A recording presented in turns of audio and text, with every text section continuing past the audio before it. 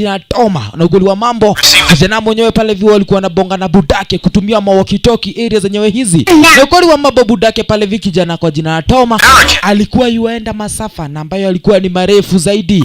Kuweza pale hivi kuenda ma-adventure na ambazo zilikuwa za za kusakanya mali. Baadaye naye alikuja namna gani kuweza kusimamisha hii story yote, na akamwambia kijana aende akatune. Yetsaya.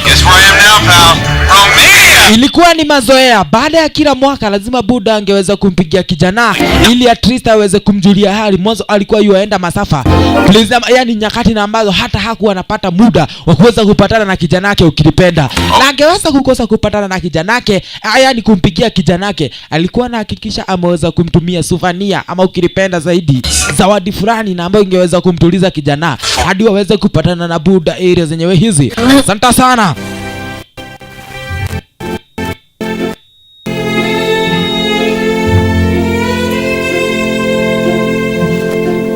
Wazi ulifika ni mwaka wa 1981 wakati pale hivi kijana ashakuwa mrefu hadi anaweza pale hivi kufikia zile switch ya ile walkie-talkie ukilipenda. Aliweza pale hivi kusikia mtambo umeweza kukoroga, sasa ni aweze kuharakisha at least aweze kujua buda yusema namna gani. Kufika hapa aliweza kusikia buda akimwambia namna gani yuaenda kwa adventure na ambayo itaweza kumteka more than 5 months, na yenyewe pale hivi itaweza kusababisha yeye mwenyewe hataweza kupatana na kijana yake. Kijana pale hivi aliweza kujua huo ni uongo na ambao buda ako nao.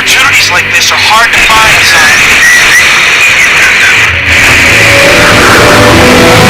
Wazi kabisa.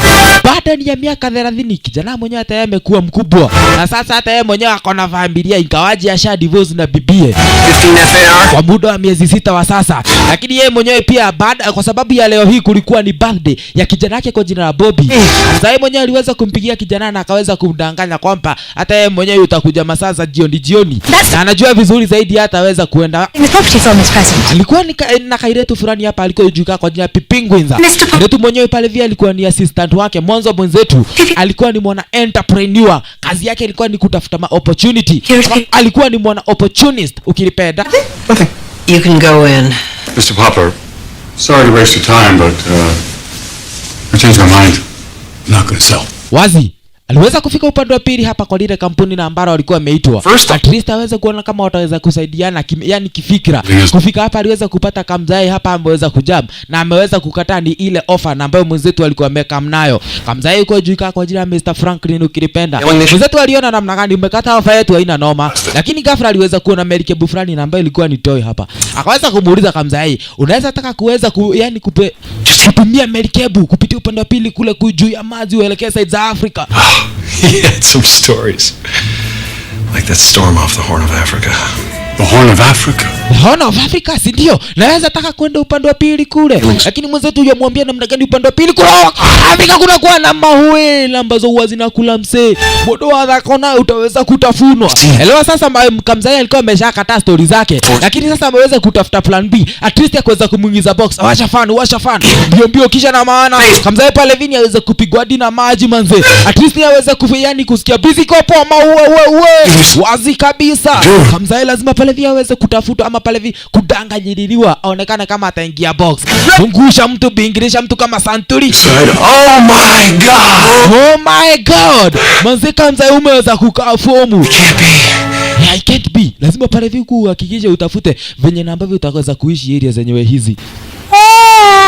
Like a gentle giant. Unasikia namna gani? Upande wa pili zile mahoeli zile huwa zinawika vibaya zaidi. Kile tu na Happy Penguins akaona namna gani ni kuweza kuunda kangepa. Kambio hapa hivi kakoza kumzubaisha Mzai. Mzai ni mbio pale vile waweza kuja yani kuchapongepa. The spray of his mighty blow. Yani ukiweka pale viongepa upande wa pili kule kwa upara, kijana mwenyewe Mzai mwenyewe utaonekana uko fomu manzi.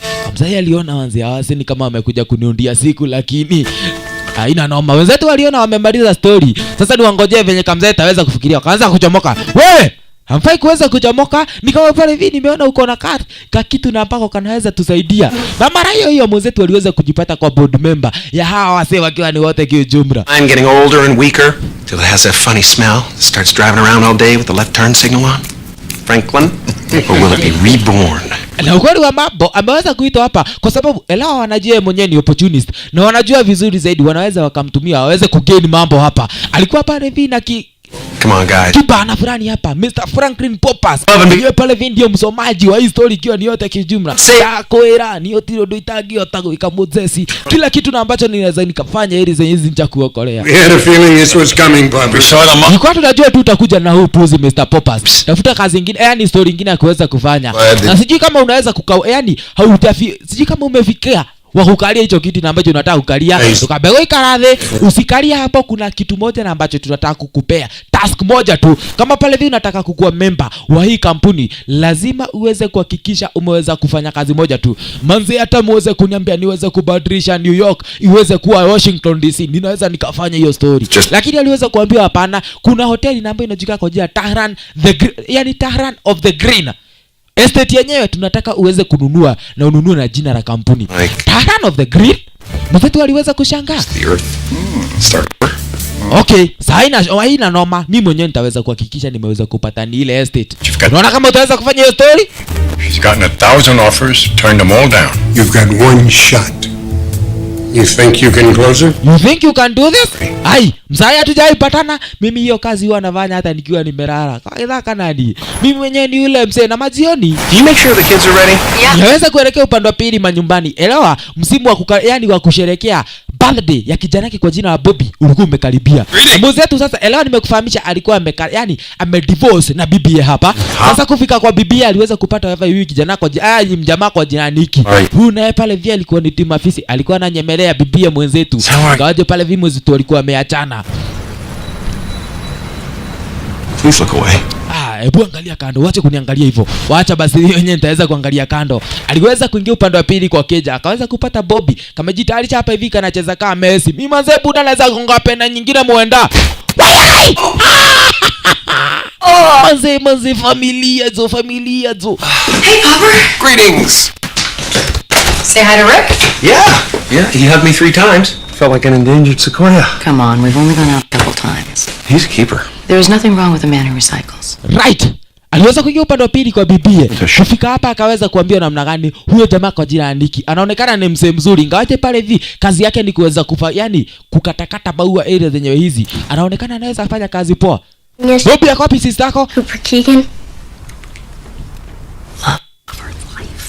Sister yako ameweza kuharibika, mzee aliweza kuachwa na mara ya kwanza. Ile aliweza kufika hapa ile kwa jina la Jenny. Kufika hapa akaweza kupata fadhi hiyo ni wana. Anda pale vini kukaa chini. Wow. He doesn't want to go with you this week. Alisema hataki kwenda na wewe kwako leo. Mwanzo anaona wewe mwenyewe ni fala manga. Vina man. Tunaangalia nini pale? Nikituraro halia. 95 pounds of C4 explosives. 95 pounds of C4 explosives. Uhakikishe umevuta waya na ambayo ni mzuri ya kuweza kutagua hiyo bomu. Mwanzo ukivuta baya kanalipuka. Popper. Jitayarishe Popa ama pale vikiweza kugumania mbaya. Popa aliweza kufika area zenyewe hizo kuweza kumpata kabintie, at least aweze kujua nini ambayo inakasumbua. What do you do if you like somebody but they don't like you back? What will you do? Kama unapenda mtu wewe mwenyewe akukatae. Cheney? Hiyo ni ngumu. Lakini kuna mtu ambaye ameweza kukuacha ndio. Sasa fanya tu hivi. Wewe mwenyewe ni kadem na ambaye yuko independent. Na hata Beyonce, yeye mwenyewe anakuwa na madogi wake na ambaye anaishi na anahitaji mwanaume. Ole gona rejo hadi kwenda. Jamaa yani kijana kajua Buda ameweza kuvuta waya mbaya. He cut both wires. Jamaa mwenyewe ameweza kujikosea. It's gonna be fun. Kitu itakuwa fun. Kuja tuende kwangu leo at least tukatembee. Lakini pale vika ile tu alisema hata kuja. Na hiyo story siku ya leo hawataweza pale vika kusherehekea na vijana ama pale vina watoto wake. Aliweza kurudi upande wa pili kwa apartment na ambaye alikuwa anaishi ndani yake. Kufika hapa pale vile alikuwa yufunguliwa mlango na kijana kwa jina Oh, they don't like me right now. Bingo mwenyewe aliweza kumwambia mwenzetu namna gani, hata kama watoto wako wamekukataa, mimi mwenyewe nakupenda na naweza kaa na wewe venye wewe mwenyewe unataka. Aliweza kuingia upande wa pili kwa keja yake. Asante sana. Kufika hapa akaweza pale hivi kustukia yani mtambo wake wa simu unakoroga. Ikakati weka kiti vizuri. At least niweze kufikiria chenye ambacho nitaweza kufanya.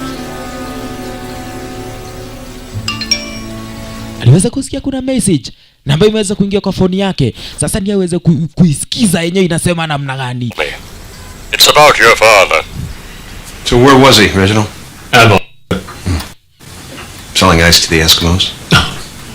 That's the odd. Mwenye namba aliweza kumpigia alikuwa ni roya wa budake, na ukweli wa mambo kamzae yani kamzae mwenyewe alikuwa anataka kumpea kijana zawadi na ambayo ilikuwa imeachwa na budake kwa jina yake. Yes, la Mr. Popper Kinkedi. Na ukweli wa mambo kijana mwenzetu lazima angeweza kupata ile zawadi. Alifika hapa akaanza kusomewa will. The Tahoe yurt and the Uzbek yurt, as well as the rest of my work possessions.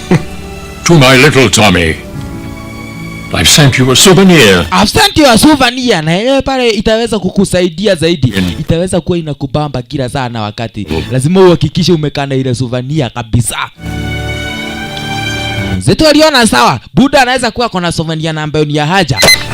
Asubuhi na mapema siku na ambayo iliweza kufuata. Mama mwenyewe ni Monday. Thank God. At least mtu aende kazi. Historia ya kukaa nyumbani ya ibambi. Wenda kufungua upande wa pili kwa mlango. Aliweza kupata kijisanduku hapa. Kijisanduku chenyewe kilikuwa ni ile souvenir ambayo Buda alikuwa ameweza kuituma. Sasa mwenzetu ni aweze kuifungua aone ni nini kilicho ndani. Kufungua aliweza kupata hapa kuna kapenguin ambako kameweza kufreeze. Akadhani mwenzetu akadhani ni kamchongo. Kwa hivyo akajua namna gani, wacha niweke kaka kamchongo hapa. Kanaonekana katakuwa kingine ka smart sana. Daddy. Yes, Buda anaonekana ameweza kufanya kazi ya maana. Ghafla aliweza kusikia yani kupigiwa kamtambo, lakini yule penguin wako wa mchongo alikuwa uhai. Yeah, I know, I'm late. Penguin mwenyewe alianza pale vini kuamka jo. Already? Yes, I know how important. testing.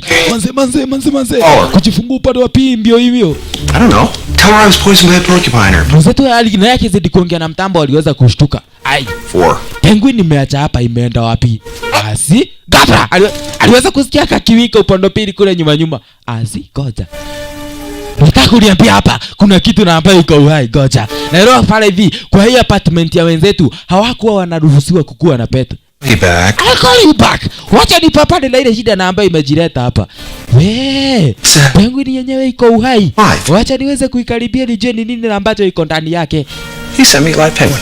Amenitumia live penguin. Buda ni kama alikuwa ananipenda, si mchezo. Penguin naye pale hivi wa bwana mwenzetu yazidi kupotea. Manze Buda unataka namna gani jo? Naweza hata nikachomoka hapa niweze kukuondokea. Lakini mwenzetu aliona hapana, wacha at least niweze kushika kaka penguin. Nijue kanaweza kakanisaidia namna gani. Ukaino upande wa pili kule juu. Aona pale hivi penguin kenyewe kako hai. Ni makemu yako huo. Live penguin. Ai! Kaliweza kuharibu viatu. Wewe uko tumembamba. Yani tulikuwa tumependana na wewe. Lakini sasa itabidi nikupeleke upande wa pili. Nataka ufreeze. Ufreeze vetu ulikuwa nikurudisha kwa box uende manyumbani. Nitwanyitana. Okay. Na tafadhali nimekuacha hapo ufreeze. Sijakuacha hapo guze vitu. Ndio maana nimekuondolea hii towel na hizi pale vima brush. Na mimi mwenyewe nimeweza kuelekea kazi. Na panga zake aliweza kugonga kile kijisanduku. Wateke kuna barua na ambayo iliweza kuchomoka kule na ikadunda kule chini ya meza. Lakini mwenzetu hakuweza kuiona maru. Ameelekea kazini sasa. Elewa leo hii ndio alikuwa anafaa aweze kupatana na yule mama kwa jina Mrs. Harris kwa ile Tavern on the Green. Aweze kujua kama yani yule madam ataweza kumuuzia hili apart ama pale hili estate ukilipenda. Kufika hapa aliweza kupata penguin. Penguin naye pale hivi wasema umeweza kuchelewa. Hapana, mtumio sio taina magego enako. Huyo mama mwenye ananga meno ako side gani? Kai etudha waku nyuma yako zo. Behind me. Ako nyuma yangu. Wow. Pleasure to meet you. Daigu leo ugaga itali ho. Nimesikia venye wewe unasema kama si uko. Asante sana. Salimu. Nisalimie. Wallan. Waidheka. You 10 minutes, you're extreme. Mr. Popper umeweza kuchelewa. Ninakupenda dakika 10 uweze kuwa umejielezea chenye ambacho kimeweza kukuleta hapa. Leo pale vicheki kwa lile hoteli ameweza kuandalia, yani ameweza kuita machefu wote. Huyo etagwo Furugo, huyo etagwo Bade, huyo etagwo Wanyutu. Na huyo etagwo Mike. Wagithaka. Of style. Do you like kidney pie? Unapenda kidney pie? Kitu kama hiyo madam, mimi naweza kula kidney pie. Okay, kuja tukakae chini manzi. Kai, ndio maruga. Hata wanafaa ende retire hizo. Ameshazeeka kwa hii kazi. Kuja pale vitu ndio tukakae chini. President mama madhe yuaenda ni kule kandokana. Mwenzetu alisema hapana. Bit more in the center of the Naweza taka pale vitu weze kukaa katikati ya ile jumba. Ukikaraka ukado ndigega. Na penguin upande pili manyumbani aliweza kucheza. Akicheza ndio design kama ile. Aliweza kuuza tapia maji na tapia maji ikaweza kufungua maji yenye hizi penguin manzi. Kuihorerero. Full name, Mr. Popper. What's your full name, Mr. Popper? This restaurant has... mimi mwenyewe najua unaitwa Pepper, yani unaitwa Popper. Hujai niambia jina la kwanza. Mwenzetu akamwambia jina la kwanza yuaitwa Tom. Tom anaitwa Tom Popper. For Fred Astaire. My mother made a BLT for Kareem Abdul-Jabbar once. Mamangu alikuwa anataka kazi zingine kama hizi ziweza kufanywa, lakini yeye mwenyewe hakuwa na doza kuweza kufanya kazi zingine kama hizo. Yes. Lakini mimi mwenyewe niweza kupata pesa na ambazo zitaweza kunisaidia niweze kuhakikisha ile dream na ambayo ilikuwa ni ya mother imeweza kufika. Nothing more important than family to me. Nothing. Are you married? Not. Are you married? No. Uko na watoto? Ndio. Niko na watoto wawili, kijana na kadem. Yeah, na wote wanakuwa machizi. Alternate weekends together. Tell me about your father. Niambie kuhusu budako. Budako kulienda namna gani? Budako? Mimi na budangu tunakuwa related. Wacheki akiuliza story na budake yuangalia meza na ambaye iliyo kule kando kando. Mimi na budangu tulikuwa related. Lakini wacha tu nikwambie ukweli. Hatutakuja hapa kuongea story za budangu. Tumekuja hapa kuongea kuhusu hili estate. Na nataka uniweze kunifahamisha kila kitu na ambacho wewe madhe unajua. Picture yourself. Picture yourself. Ukiwa upande wa pili kwa Melike Bufrani, kule upande wa pili kwa bahari. Ukiwa aere manzo umevuta Wajakoya zo. Marmalade Scott. Manzo unacheki Wajakoya una hapana, mimi huwa situmii madawa za kulevya. Huwa situmii pale Viki Wajakoya. Mimi mwenyewe ni msee ambaye wajielewa zo. Number of sharp-tongued snake oil salesmen like yourself. But I'm not selling to anyone. Hii estate siuzia yote. Lazima mwenye nitaweza kuamua kuuzia, lazima nihakikishe nimemjua nje na ndani. At least jamaa mwenyewe hataweza kunikoroga. Well, I'm afraid your time is up. Na wakati wako umeisha. Dakika zako 10 zimeisha tu hivyo na hakuna chenye umeniambia cha haja. Na madamu mwenyewe Mrs. Harris akaweza kujitoa. Penguins ndiye alikuja hapa akaweza kumuuliza mwenzetu kumeendaje. Cheki upande wa pili kwa nyumba. Yule penguin bajani ya kuweza kufungulia maji. Ile bathtub already ishajaa maji. Penguin mwenyewe sasa yuogelea. Ela yupenda maisha mengine kama haya ya kuchina pale vya kiweza kuogelea. Sasa mwenzetu ndiye ataweza kujua juu upande wa pili manyumbani. Aliweza kufika kule, kufika hapa akaweza kumpigia yule mzai na ambaye alikuwa ni lawyer wa budake. Kuweza kumuuliza namna gani mbona uweze kunitumia kipinguin. Kipinguin chenyewe kinaweza kunisumbua sumbua. Yes. Then Popper Bebe, my father, who is apparently your captain, had you send me a penguin.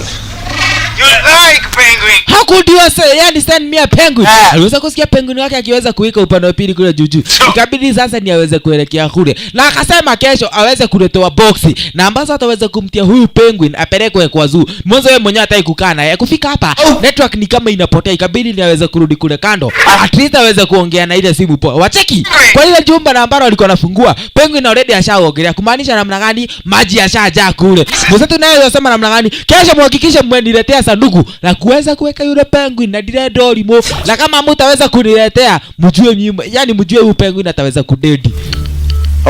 Hello? Tunasikizana ama tusikizani? Kaliweza kukatiwa simu. Manze wase wanibambi. Sasa niweza kufungua bwana pichuka. Aliweza kupepona maji jo. Alikuwa ametupa ndo pili kwa keja. Wow. Cheki mali aliweza kujishikilia. Kunywa maji. Kisha na maana penguin akaweza kumuka. Ya buda. Acha nione kama utaweza kudunda upande wa pili kule chini. Ndio tayari. No, usifanye hivyo. Manze usifanye hivyo. Anaweza kudunda chini manze. Wow. Penguin amekuja kumtesa mwenzetu hapa. Sasa mwenzetu aliona hapana, hazitaweza kukaa na huyo penguin hapa. Kupigia wase wa mazuu, wanasema hawataki story zake. Cheki aliweza kuchukua kazi mkake akaweza kukabrenda bio. Karibu wase wanamsumbua. Wase wazuu walianza kudunda moja baada ya mwingine. Huyu na yeye kazi yake ni kuweza kuchukua mandege wa kawaida. Aliweza kuona penguin. Penguin? I didn't know it was a penguin. Siku anajua ni penguin. Wacha niangalia kwa list yangu kama ninaweza nikachukua penguin. Kuangalia kwa list yake hakuna penguin. Hapana, usichukue kama penguin, iandike kama douche. Ukipeleka kule itakuwa sasa itajisort. Hapana, mimi sichukuangi mapenguins. Mimi mwenyewe nachukua madouche. Yeah, I only pick up the dead ones. I only pick up the dead ones. Na mimi nimeenda. Kai, uko ndaona thina Jesse.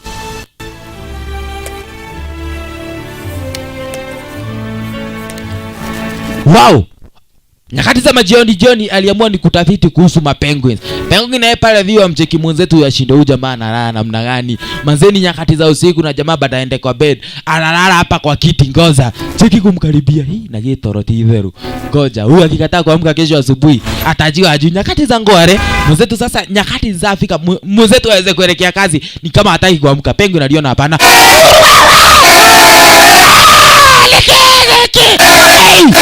Wewe kwa ni uma toka kwangu. Hey, tutiko hiana nawe. Nataka uende ukiendanga. Barabara ni kubwa uende ukajie. Ukatembea upande wa pili kule. Exit the building. Pita hivi, uende upige kona, uteremke upande wa pili uingie kwa stairs. Yaani uingie kwa lift na uweze kuchomoka. Aliona hapana, hapa kuna maji na Penguin inataka kuchomoka goja. Acha nikuonyeshe vile nitakufanya. Aliweza kuchomoa ni yale maua na ambaye wako upande wa pili. Kisha yale maji ni aweze kuyamwaga hapa. Hapa kuna msee na ambaye ataweza kupata lift ya sare. Goja uka, hapa kuna lift. Yeni, utinazo kigiana. Kocha, na kaweza kuingia upande wa pili kwa keja. Akienda kazi, aliweza kuitwa na kiateka. Kiateka naye akamwambia namna gani nimeweza kupata mnyama wako. What are you talking about? Huyo si wangu, mimi simjui. Oh really? Why would I have a penguin? How can I have a penguin? Hapana, mimi najua ni penguin wako. Akaweza kuwekewa CCTV. Kuna msee na ambaye aliweza kuchua penguin na akaweza kumpesha lift ya sare. Well, that could be anybody. That could be anybody. Oh, okay, yeah, inaweza kuwa anybody. Acha tuone. Hiyo. Nani huyo? Just give me. Mani ni kimani ukinyita modo. Hii penguin ni yako. Na unajua vizuri zaidi sheria za hii area hakuruhusiwi mapets kwa hizi apartments. Sijui mbona wewe mwenyewe uko na ki apartment. Yaani uko na ki penguin hapa shika kidhao. Pana. Bado namcheki penguin wacha kunihonga. Oh, I can still see him. I can still see him. Shika dhao mbili. Bado namuona. Ni kama pale hivi ameanza kufade. Fika 5 manzi. How's that? Hizo ni ngiri 5. Unaenda kuona. Wewe ni nani manzi? Wewe ni nani? Manzi hata sikuoni. Wewe ni Mr. Popeye. Hebu ongea tena nisikika sauti yako. Mzee sasa akabidi ni ameweza kumchukua kwa penguin wake. Ampeleke kwa keja bio. Wewe kwa keja fungua mlango. Ingia haraka. Nyumba kuingia. Nini? Jose alikuwa pale vini neighbor. Na ni wale neighbor namba huwa anapenda kunusia pasipo pao. Akaweza kuona mwenzetu hapa ni kama kona kimnyama. Huyo nenya waigeri yako. I can't say I blame you. Nimeona siwezi nikakublame lakini nimeona pusi. I'd find someone to share it with too. Nimeona uko na pet jamaa na umeweza na unajua tumekatazwa kukuwa na mapet kwa hii apartment. Mimi sina paka na sina chochote upande wa pili. Kabla Digital surround. aliweza kusikia vitu zikiweza kuangusha upande wa pili kwa nyumba. Ngoja acha ni deal na hiyo story, then mimi mwenyewe nitaweza kuja baadaye. Na sasa hiyo kunusia pasipo pako uache. Sasa aliweza kuchomoka. Baadaye aliweza kuweka pale TV yenyewe ikaweza kuleta kidushi fulani kinapeperuka upande wa pili kule angani. Penguin naye kufika akaona namna gani hata mimi mwenyewe naweza buruka. Pepea. Mziki wakaona haya, karike gati. Akabadilisha station. Commentary in the Economist. Penguin aliweza jama manze rudisha huyo ndege manze. Ama niweze kuharibu hiki kizawadi. Mzee alishtuka gai. Sasa sitaweza kuwa story yangu, sitaweza kuona news juu yako. Manze rudisha TV. Ghafla upande wa pili aliweza kusikia mlango umeweza kubishwa. Akaweza kupata lile sanduku na ambalo aliweza kuahidi. Yaani kuagiza za kumrudisha huyo penguin zimeweza kukam. Sasa mwenzetu ni aweze kulileta. Penguin alimuoku mbio. Mwanzo amejua sasa ni kama radi yake imeweza kufika. Mwenzetu aliweza kufungua sasa kuja. Wewe mwenyewe unaelekea manyumbani. Penguin kuangalia, ni wako ishara. Ngoja utajichora utajua ujui. Mwenzetu akaanza kukimbishana na kombe. Upande wa pili kwa kila kijisanduku wengine walimuoka. Wadhani, wow. Mwenzetu akaweza kumshika penguin na akaweza kumrudisha kule ndani. Kwenda kuvunga ndio kwale. Kalazi kugaka. Kuja cheki, waliweza kuchomoka wote. Mwenzetu sasa ni aweza kumchukua huyu mmoja amrudishe kule ndani. Wewe achoka kulia. Dakwira utajua ujui. Aliweza kusikia kitu. Ile kirathi na bena huo goja. Kukika hapa gai. Yeye ndio kio mako. Hai? How did you enter here? Ulikujaje hapa? Kuna kiagira karaji fresh upande wa pili kuna kateria manze. Zulitoa huku. Toto nyamune tokude matu.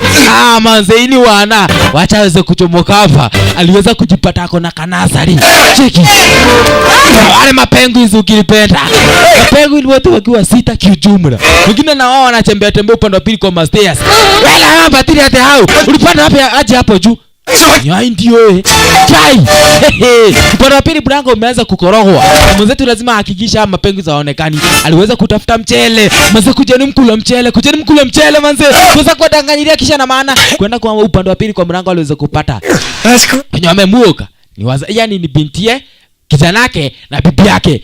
Not quite ready yet. Zawadi yako iko sawa mwanzo. Yani kijana ni birthday yake leo. Lakini yenyewe haiko tayari. Ngoja kwanza pale vikwe tayari nitamuoka. Lakini mapenguins waliona hapana. Huyu jamani kama anataka kuwaficha juu. I got the gift. And it's right in here. Yes, zawadi yako iko hapa ndani. Lakini itabidi ngoje penguin alimuoka. Ai, huyu ni penguin. No. Ngoja manze nimeona penguin. Wow, hadi bibi alishangaa. Aha. Kijana umeanza story. Live penguin? You brought a live penguin? Yeni na sehemu moja ni sita. Yes! Best! Niko na present. Really? Ama pale vini niko na team ya volleyball. Yeah. The best present ever I've got. Yani I've ever got. Kijana pale viwa bambika. Manze huyu anaitwa huyu anaitwa captain. Unaitwa Laudi. Manze yake kazi yake ni kupiga kelele. Huyu naye pale viwa aitwa Sumbua Eric kama kaa. Fighting. Una hiyo ito Fati. Yeni, una hiyo ito Lovely. Kazi yake pale vini kupenda wasema nzi. Huyo ito Lovely. Kisha na maana kuna mwingine, Sumbo ingine muenda. Hiyo inaitwa Brayo, sijui iko wapi. Brayo na Cheki vile kanajigongesha upande wa pili. Ako pale vini kanaitwa Brayo. Mudhe, Brayo anaonekana ako na uchizi. Watoto wako na namna gani? Hey, sasa tumeweza kupata kazi ya kuweza kufanya. Sasa niweze kukimbishana na wale mapenguins area zenyewe hizi. Bibie naye akaweza na nikuulize uliwezaje kupata hao mapenguins? How did you find them? How did you find them anyway? From Birthday Penguin Rental Company? Ni story mrefu. Hiyo story yote imetoka kwa Buddha. Mwenyewe ndiye aliweza kutuma na hizi mazawadi niletewe. Your dad? Yeah. Wait, you saw him? How is he? Akawaje Buddha aliweza kudedi, lakini kabla dedi ndio aliweza kuacha hizi mapenguins niweze kuletewa. So mimi mwenyewe na mimi nikaona namna gani kama lazima niweze kukaa na wao, lazima itakuwa ni poa niweze kuwa nikimkumbuka Fadhila hapa. You're fine. Fine, I'm good. You left me those. Hey, where are you going? Back here. Buddha aliweza kuniachia mapenguins wote nikiwa enjoy na wao. Kwa hivyo mimi mwenyewe najua mambo yako sawa. Thanks, I should get the cake in there. Wacha niweke keki upande wa pili. Kamera! Waliweza kusikia kwa fridge kuna mambo. Niki, mapenguins wameingia kwa fridge. Mwanzo ni press button. Jeshi. Hapana, sasa hii tutaanza kugathanwa nayo. Fridge? Mapenguins wako kwa fridge. Ghafla upande wa pili kwa mlango aliweza kusikia msee fulani. Huyu na yeye alikuwa jika kwa jina yani Bart Jones. Na yeye mwenyewe alikuwa ametoka upande wa pili kwa New York Zoo Department na alikuwa amemuka hapa kuweza kuhakikisha kwamba na kwa eti amewachukua mapenguins na amewarudisha upande wa yani amewapeleka upande wa pili kule kwa zoo. Lakini venye na mapenguins ni wangapi? Ni 5 ama 6? What's going on? Ni sita. Nini kinaendelea hapo? Wacha ni deal na hii story nitamuoka tu saa hii. I've got my team downstairs and a fully equipped retrieval van. Yeah. Nimekuja pale vina mbogi yangu tumekuja wale mapenguins. Actually, hao mapenguins utawachukua saa hii. Mwanzo saa hii kijanangu amechizika na wao. Na wase na kuambia namna gani watoto wangu wako wanataka stories zangu, lakini saa hii wanaonekana wanabambika. Put them in a New York apartment, they're going to get beak rash and wing. Unataka pale hivi kuweza kuweka mapenguin kwani kwa apartment yako mapenguin wanataka place ambayo ni baridi, wanatapenda pale hivi samaki, snow kwa wingi, na wewe mwenyewe unataka kuweka place mama kuna joto. Usione wana. They're yours. Just not right now.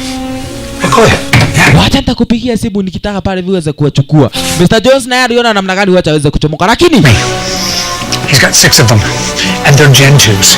wasikia namna gani Jones aliweza kumpigia mjinga fulani na akaweza kumwambia kwamba ameweza kupata wale mapenguins na wenyewe pale hivi wanaonekana watakuwa ni wa bei poa. For their yes. He's the beta. Huyo jamaa alikuwa hata mapenguins hapana. Yeye mwenyewe alikuwa yeye ametoka upande wa pili kule kwa zoo. Alikuwa anakuja kuniambia venye na ambavyo nitaweza kupea hawa mapenguins dawa. Hapana mzee, niambia hawa mapenguins hawakujiwi. I don't know, Billy. I'd make him promise if I were you. Do you promise me, Popper? Ni promise hawa mapenguins hawataweza kuchukua. Ndiye kago promise. Napenda na hate ku promise. Don't disappoint them. Mwambie tu uta promise. Promise tu. Okay, I promise. Kijana pale vile aliona buda manzi hapo umeanza kunego. Manzi na kesho nitaweza kumuka. Nitakuwa nikimukila sana wakati at least niendelee kubambika na wewe. Na wacha vizuri zaidi. Wale mapenguins already washaanza kumpenda mwenzi tu hapa. Asante sana. Mwenzetu naye aliweza kuwapeleka yani kuipeleka familia yake upande wa pili kwa kuchukua taxi. Kisha na maana yeye mwenyewe aweze kurudi upande wa pili. Manzi buda uko fumu manzi bali niletea zawadi na ambayo sijaitaka. Yani sijaipata milele dawamu. Wewe, na ndivyo ndio kuina nikiora gwetha. Nasikia kuna Niki na ambaye yenyemelea kwangu. Mwambie nitamnyoa kichwa. Manzi watoto wangu wana mokesho ndo wakolia. Nitsa kuuliza kwa watoto wako wana mokesho. Mzetu aliweza kurudi upande wa pili. Sasa! Chaki sikiza. Hawezi lala usiku. Ile kelele na ambayo iko hapa nyingine muenda. Wale mapenguzi wanacheza cheza nima. Wasikatai. Mapenguzi wanapenda watoto wangu. Lakini kwa nini yani wanakataa nilale? Cheki mapenguzi. Manzi ni jogging. Wewe! Muende mkalale.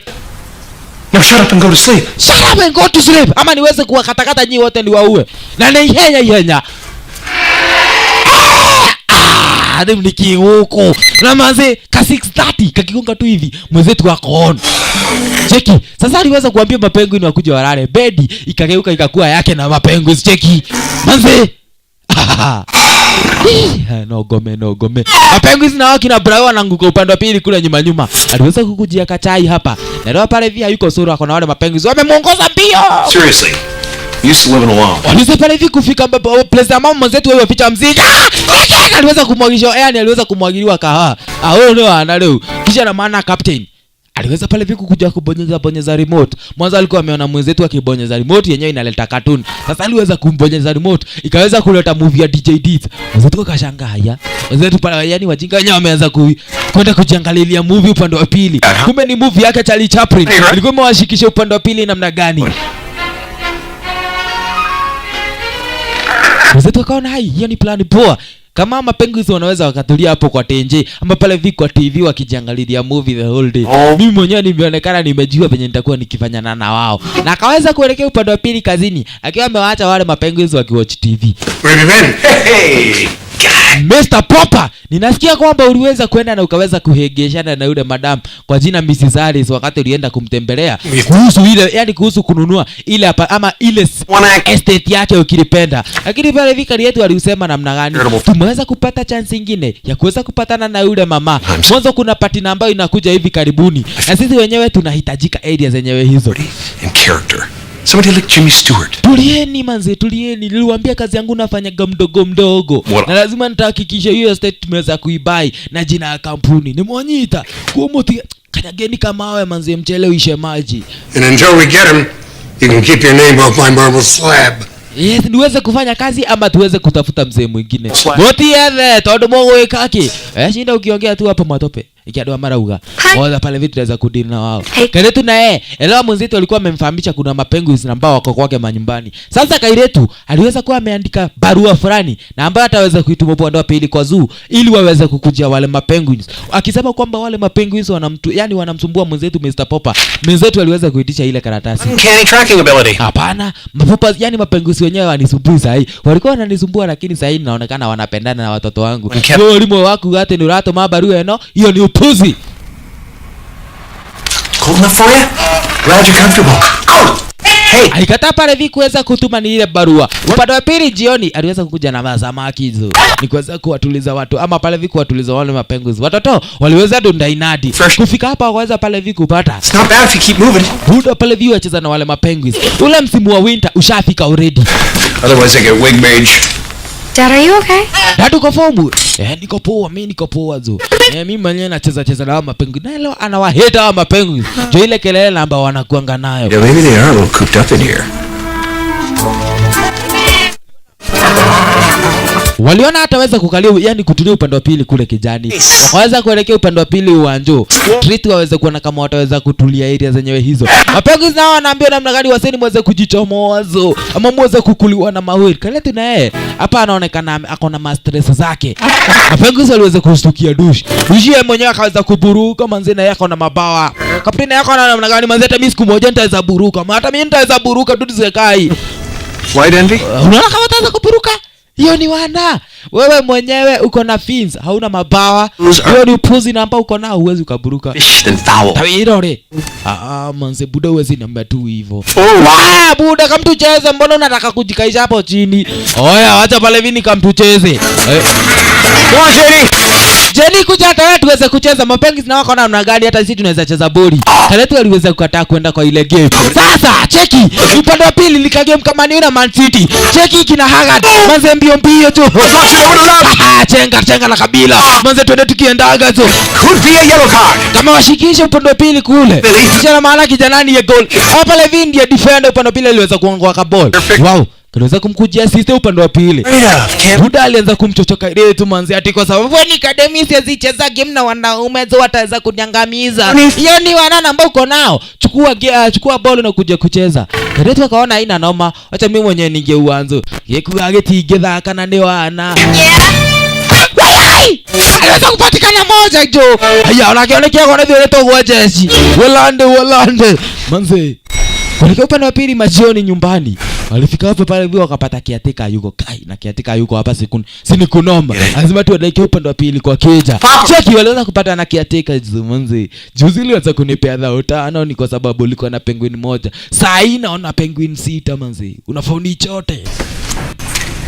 Ke Todwe direpi yako hii. Penguin naona namna gani manzi tunaweza cheza ile zenyewe hizi. Kawaida pale vile ule penguin kwa jina Abrayo. Katika naona namna gani mazee jamaa analipa kuliko renta. Upande wa pili sasa wakiweza kuwatch movie. Cheki madhe aliweza kumuoka na aliweza kumuoka na Brayo. Huyu nimempata upande wa pili kule barabarani ya kizurura. It was like that time you lost Janie at me. You lost me? You're never lost.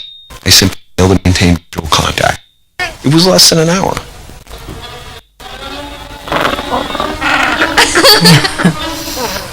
You're liking it. Night? Really?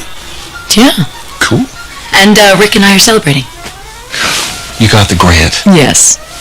Wow. I'm really happy for you. Thank you. You know, I was planning on having him stay at Mom. Rat. Mama mwenyewe na yeye aliweza kukuja hapa na kaweza kumwambia mwenzetu kwamba you are in vacation ama pale hivi you are in kazi. Upande wa pili side ni Africa, Ghana kwa siku na ambazo hataweza kuzihesabu. Inaonekana ni kama wiki 2-3 hivi. Watoto wakaweza kuuliza kama wataweza kukaa na budake. Wakasema ni poa.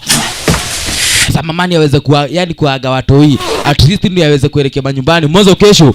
Yes ndio aweze kwenda kujitayarisha. Mwanzo kuna kesho yuelekea upande wa pili side ni Ghana. You too, Laddie. Captain hata wewe manze goodbye manze tutaweza patana hivi karibuni. Lakini na maana madhini aweze kuchomoka. Watoi ndio waliyeshindwa hapa wakiangalia Buddha. You like Mom? You like Mom? I do not. Mimi simpendi mamako kwa sababu hata mimi mwenyewe sijui kama yeye mwenyewe yunipenda. Ni haya stories yako. Huwa anaongea story kunuhusu? You're acting weird. You're acting weird. Mbona nita kushiti akiwa Jakoya? Mbona unakaa kama venye yani mwenye amechapa kiwa Jakoya? Upande wa pili, nyakati za majioni mwenzetu ndiye ana bahati. Kwa bed yake wase wameshajiandaa. Kai. Kale leo ndio adhigo koma na imani madhina moru muno. Sio na ambaye aliweza kufuata. Ilibidi mwanzo leo kuna party na ambayo inaendelea upande wa pili yake Mrs. Harris. Sasa mwenzetu aliweza kuagiza mboch wa kuweza kukuja kuangalia hawa mapenguins. Aliweza kutumwa Waledia. Waledia mwenyewe ndio aliweza kumukapa na wikaweka. Hapa lazima uweze kusumbuana nao. Kumbu mwanzo kuna wasena ambao wako huko ndani. Sitakwambia ni kina nani. Lazima uhakikiche wache kipoa. Nema. Nitaweza kuangalia. Unakuja saa ngapi? Nitakuja mwendo wa saa 4 kamili. Wow, watu wa lady aona wale kai. Hao ndio naangalia. Atuajira roka anashikana. So you'll be home by 10? You'll be home by 10? Kitu hiyo siwezi nikachelewa. Just keep the chapel movies going. Waache tu waweze kuwatch movie hapo. Wakiweza kuwatch movie hatakuwa na noma. Mwenzetu akaweza kuchomoka upande wa pili kule outside. At least sasa ni aweze kutafuta dingala kuelekea kwa ile party na ambayo ni yake Mrs. Harris. Wala pale via kuna mataxi na ambazo zilimo. Ikabidi sasa ni aweze kuchapa kalesa. Kufika hapa akaweza kupata kuna kipenguin kimoja kimchongo. Manze akaanza pale viku miss mapenguin wake. Mara hiyo akaweza kumpigia ama pale viku piga simu upande wa pili kule manyumbani. At least aweze kujua male mapenguin wako namna gani. Mapenguini wako manze wamezubaishwa na movie zo. At least pale vio wamebambika mambo mbaya. Wale asiwe na habari waliweza kukalia TV yenyewe kaweza kubadilisha station na yenye ilileta whale. Wale waliweza kupata mdomo. Akaona pale vio watakuliwa wale dia. Kai. Bio. aliweza kujiondoa mbio mbio, akaweza kuacha mlango ukiwa umefunguliwa. Captain mbio mbio, umai. Brayo na yeye anatupa uma anatiga orea. Shrieking, cackling. Wow, Jose aliweza kupanda pili kwa kiateka. Akuja kumwambia kiateka namna gani manze Mr. Popako na kelele ambayo inaendelea kwake. Nasikia ni kama kuna wasena ambao ni wengi zaidi. Kiateka aliweza kustukia mapengo ndio ni maadhi. Hao mapengo wameweza chomoka tu design ka hiyo. I feel like I can hear them now. Sorry, Captain. Sorry. Mr. Popper, yeye mwenyewe ni tenant mzuri na huwa ananilipa pesa ambazo zinanitosha. Captain, yeye mwenyewe pale vini anaongoza mbogi. Yaweze kufuata mwenzetu place na mama ameenda kufika hapa. Adio tonani hivi buda. Tonani hivi jeshi. Bio. Mwenzetu alikuwa anakuja kwa ile party yake Mrs. Harris. Mwenyewe alikuwa ameita hii party ili aweze kujua kama ataweza kupata mzee na ambaye ataweza kununua ni ile estate. Mwenzetu alikuwa ameweza kuitisha kaile tu Penguin mzinga fulani hapa na ambao ulikuwa ni wa 1912. Sasa mzinga yani mwenzetu ni aweze kwenda kumzubaisha madhi na ile yani na ule mvinyo. Pengu zinaoni kupita mbio lakini pale vibrayo kufika hapa aliweza kuona manzi. Hunika saja wetu. Manze buda boss hiza sana aliweza fanywa mchongo. Akaweza kujangusha. Ukira tovia kule toradhio fonda. Yuko na ujinga hivyo. Watu wameandamana. Wameelekea upande wa pili kumfuata mwenzetu. Mwenzetu inaonekana ameweza kujificha. Aliweza kumpata Mrs. Harris hapa. What a pleasant surprise. What a surprise. Mbona uko nini unafanya hapa Mrs. Harris? Unaenda yako ulikiweka todo. Please. Goja. Sisi tuko na yetu yenyewe ni ya 1912. Mwenzetu sasa niweza kufungua kifuniko. Kufungua kifuniko wewe. Hey, singekuwa mdomo ya wanyoto. Nikiwa githaka. Pengine pale via kwa standby. 1912 hata sikuwa nimezaliwa niweke yako. Kaje kilile. Lakini kabla niweza kumwekea madhi aliweza kuitwa. Ni wana. Mwenzetu akaona hapana hata mimi mwenyewe naweza nikaka kunywa. President Obama walikuwa wamesimama na Wamegui naye ametulia pale chini. Huyu jamaa ni mbana Mwenzetu naye akaanza kunywa akaona pale vile Wamegui yomwangalia. Wamegui na keke unaye na kunywa hapa na mwagia kwa mdomo. Usione wana wewe na go. Kai. Mama mwenyewe nimeweza chomoka. Wamegui ndiye aliwacha hapa hivi akiwa ameshangaa. Mapengo inao captain akiwa ameongoza mbogi. Unaona namna gani hapa ni twende tukiendaga wase. Lazima pale vitu weze kuhakisha tumempata huyo msee. Atuambie kwa nini aliweza kupotea.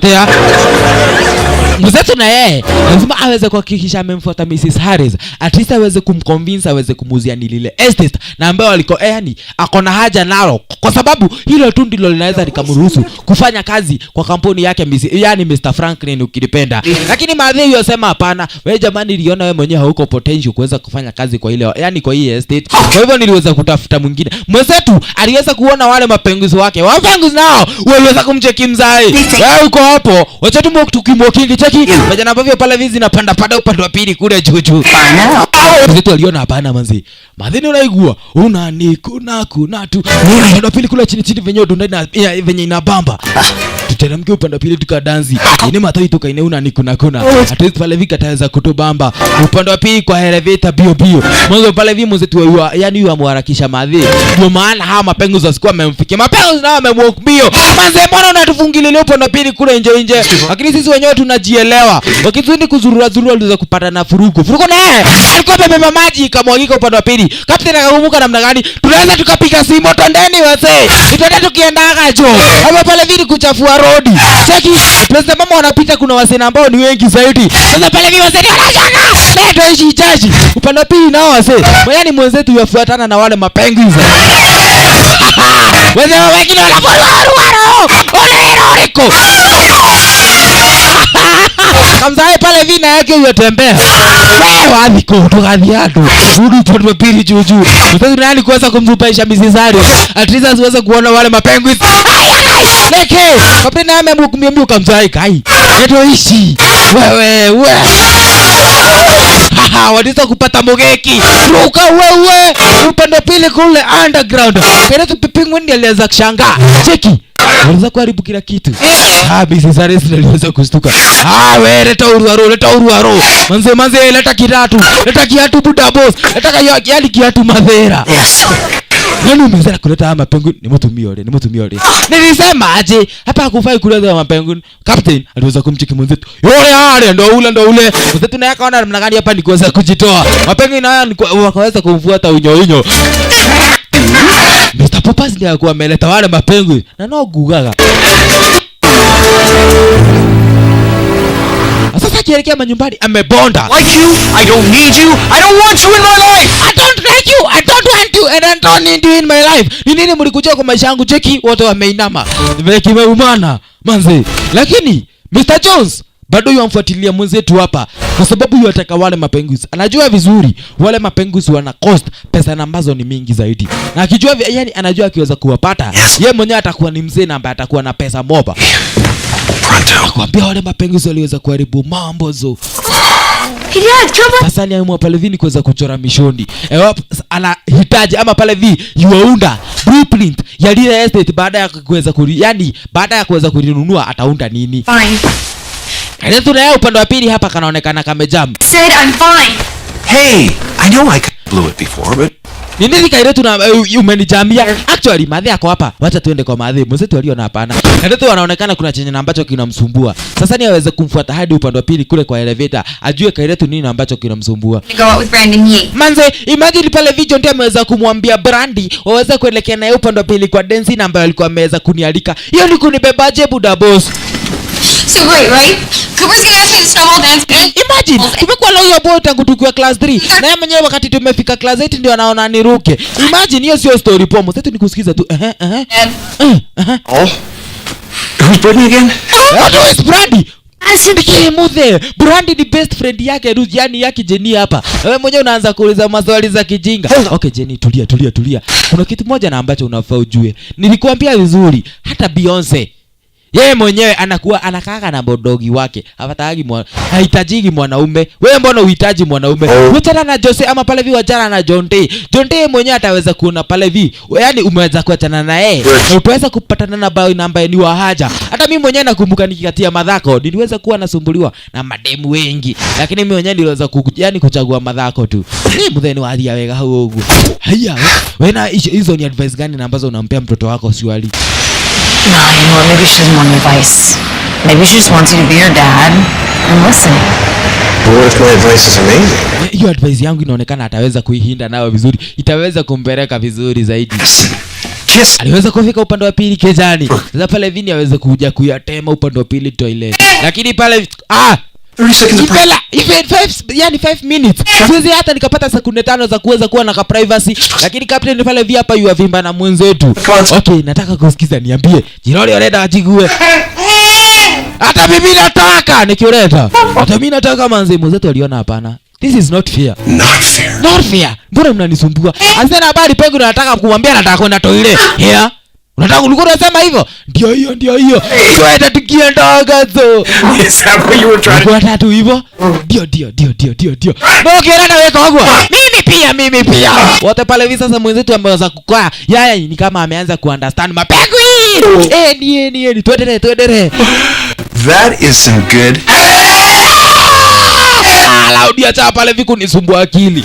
Sasa kuna kitu moja, kuna stingo moja na ambao nataka mzue. Nikiwaambia mfanye kitu mnafanya, sawa? Na kisha na maana mwenzetu akaanza kutafiti kuhusu wa mapenguins venye na ambavyo unaweza kuwa mabesti zaidi. Hadi nyakati za majioni akielekea manyumbani. Mwalimu akienda na watoto yeye mwenyewe anaenda na penguin, watoto wanashangaa, "Hea? Nikekero na osio." Wow.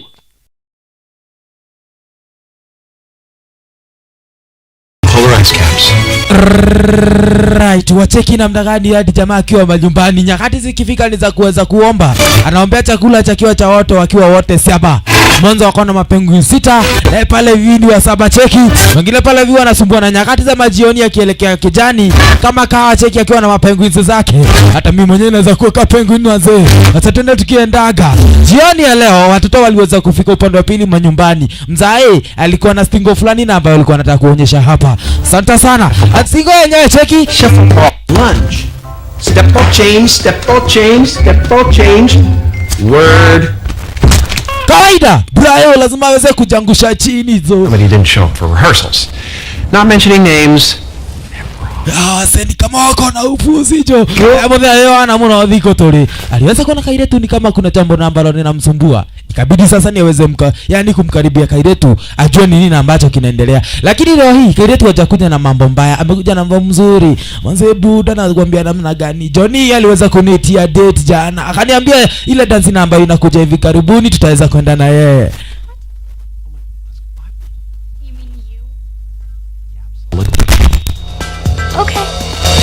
waliweza kukubaliana waende wakambaia Kairetu nguo. Sasa cheki, hawa ndio wamekuja kubai manguo, lakini ni kama wamekuja kutuna area zenyewe hizi.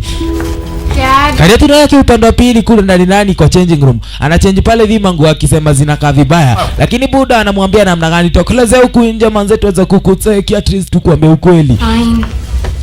Okay, haina noma. Kairetu waliweza kuchomoka. Wow! Wanaume wote waliweza kushangajo. Ngoja. Kairetu nikagira kaka. Actually look beautiful. You look beautiful. Hadi brother alimnoki. Dad. Mudhena yora uko nate. You're an angel. You're an angel. Unakaa malaika haki ya nani? Manzi hadi mimi mwenyewe nimeanza kunoki na ndio akaona namna gani. Manzi inaweza kunywa Johnny. Hauna halia. Sasa nimeweza kuongea. No kile ndio ati kido na kimweda nyiti dhania. Wazi waliweza kuelekea hadi zaidi ya pili routine manyumbani. Asante sana kufika hapa pale vile waliweza kupata mapenguins. Ni kama pale vile wameandaa line fulani hapa. Kairetu ni alikuwa wa kwanza kuweza kufika na akapata mapenguins. Kuna mamawe fulani ambazo wameweza kuziweka hapa. At least kuna mambo ambayo yako hapa, kumbe yalikuwa ni mayai. Mzae kucha uteki. Mapenguins wameanza kutaga mayai. No. Wow, hata mimi mwenyewe nimeweza kufurahi.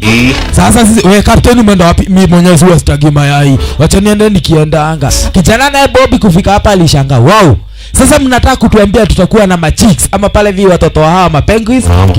Kituka hiyo. Watoto waliweza kufurahi. Mwanzo sasa wamejua namna gani Buda sasa ameweza kuleta zawadi na ambayo itaweza kuwa mob. Aliweza kumpigia bibi ya Amanda, yaweza kumuita area zenye hizi bio. Umbe Amanda naye alikuwa ameenda date na kijana akaja niki. Na letea ule niki nego uraga. Nilisema huyo nikita ngoa kichwa. Tuko na niki no behave. Lakini sasa mwenzetu anaweza akabehave, lakini mapengu ni wana yani hawamjui niki na wameanza kuboeta. Lakini nikano baka kwale. Huyo yaitwa captain. Na kisha la maana kuna mwingine. Unaitwa Fati manze. Stinky. Waves. Wow, cheki. Kuna mwingine na huyu anaitwa kupiga nduru zo. You gotta see this. What am I looking at? What? Just miracle, that's all. Hold on, is that? Eggs. Really? Wazi, cheki. Maana kufika hapa aliweza kushtuka. Kufika akaweza kupata sasa mapenguini wameweza kupata watoi. Cool. Na hili litakuwa jambo poa. Watoto nao waliona namna gani hawa sio wanafaa waweze kurudiana. Nikiona naki akomera Kenya mu ule amelalia nini? Wewe sio hiyo. Unalalia nyingine hizo. Oh ni sawa si. Acha pale video za kulalia tu hapa. Must be kind of hard on him. It's nice. It's nice. Unaweza kufanya kazi na ambayo ni haja zaidi. Hata mimi naona mmefanya kazi. Mom, Buda alikuwa anauliza kama mtaenda date ate. Mom, just do it. Mom wewe enda tu kwa hiyo date. Wacha story mob. Ile maana iko the date hiyo. Kumbe Buda nani aweze kuja upande wa pili kule aweze kujitayarisha. Please na mama yajitayarisha, captain yuko hapa anamwambia namna gani kule underground funga zip. Wazi. Na kokora ugikate. Wewe ni achiishe Buda jo. Got a reservation at Jean George, which is almost impossible unless you're dating the Donald. Aliweza kujitayarisha sasa ndio aweze kuelekea date. Naelewa? Mapenguzi wenyewe ni kama umeshaelewa hii story. Akaweza kuambia namna gani uweze kutulia hapa na watoto.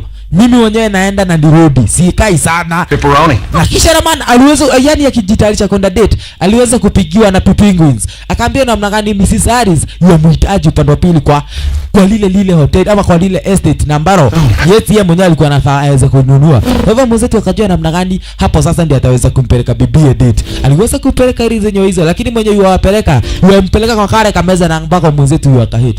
Actually nataka pale vitu weze kukaa kwa hii ya katikati. Yenyewe itaonekana ni ya kufana zaidi. Asante sana. Waliweza kutulia area zenyewe hizo, mamani aweze kuwaletea menu, at least ni waweze kusoma chenye ambacho kiko area zenyewe hizi.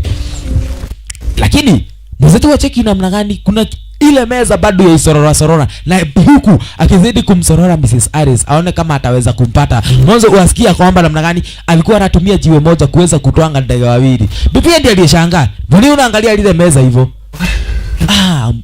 Sijui ni kuanzishia wapi, sijui ni kuambia nini. Kwa nini unaangalia ile meza? Niambie tu tafadhali. Okay, mwenzetu alikosa otherwise. Mimi nikiwa mtoto mdogo, budangu alikuwa ananileta hapa wakati na ambamo yeye mwenyewe kwa nyumbani. Na alikuwa anahakikisha kwamba tumekuja na tukaenjoy hapa mimi na yeye na Maadhe. It was about the only time I ever got to see him. Na tangu ile wakati na ambapo Buda aliweza kutoweka ama pale hivi aliweza kukosa kurudi manyumbani, mimi mwenyewe sijai taka kwenda kwa lile meza. Mwanzo unaona litakuwa likinikumbusha mambo mabaya. Kai, unataka kuniambia tumeona kwa muda wa miaka 15 na hata hujawahi niguzia stories zingine kama hizi? Man, Mr. Popper. Ni kweli wewe ni Mr. Popper haki ya nani? Mwenzetu waliona namna gani? Upande wa pili Tavern on the, yani on the green. Story yao ni kama imeisha hapa. Sasa wenyewe ni msimu wa winter, waenda wakaskate. Kuuza manze bibi yangu twende tukaskate. Wazi kabisa. Asiwe na habari. Alikuwa anafaa aweze kupatana na Mrs. Harris na hakuweza kupatana naye. Kumbe Mrs. Harris alikuwa tu hapa akaona ulikuwa unaniita hapa kunja unakuja date. Cheki upande wa pili kule kwa skating. Wenzetu sasa wameshikamana hapa area zenyewe hizi na venye wameshikamana bado wanazidi kuongea mambo yao mawili matatu at least. Waone kama wataweza kurudiana area zenyewe hizi. Cheki. I brought a girl here once, long time ago. It was closed. Hii maisha nilikuwa nayapenda wakati tulikuwa na wewe, lakini wewe mwenyewe ukaamua ni kuweza kudivorce to design kama hiyo. Na hiyo sio story poa ama story mbaya, lakini chunga tu zaidi. Mwanzo niende time usikie tumeweza kurudiana. Na tetete yako tunaweza kurudiana tu hivi karibuni uone kama ni mchezo. Inaweza kuwa story yenyewe lakini madam alimwambia hapana. Mimi mwenyewe tuliweza kosana na yeye. Na kama tuliweza kosana na yeye, hiyo story yetu ni kama iliweza tu kuishi hapa. Aliweza kuangukania. Madam aliweza kumwamukia jamaa wake upande wa pili kule juju. Unaonaje? Makai we molito, toka juu yangu. Kai. Mwenzetu aliweza kujaribia tu design kama hiyo. Majioni aliweza kuelekea upande wa pili manyumbani. Kufika hapa akaweza kupata mlango umefunguliwa. We, kiateka, nini ambayo inaendelea hapa? Kumbe ni Mr. Jones na amekuja kuja hama penguins. Amekuja na badge ya zoo, hiyo ni wana. We, ni unafanya kwangu. These birds have eggs, Mr. Popper. Yani unataka kuniambia hawa mandege wako na hadi mayai na wewe mwenyewe hata fikiria kuwapatiana kama ndo wana hatia? Really? Unajua hii ni maisha, hii ni story mbaya zaidi. Ikiweza pale hivi kustaki kwa wanazu, wewe mwenyewe utachukua. Yani hautakuwa na bahati. Siki, atunawekea TV wajiangalilie movie. Hiyo ni ufara gani na ambao ulionao jamaa? Just shows what you know. That's a cheese drawer.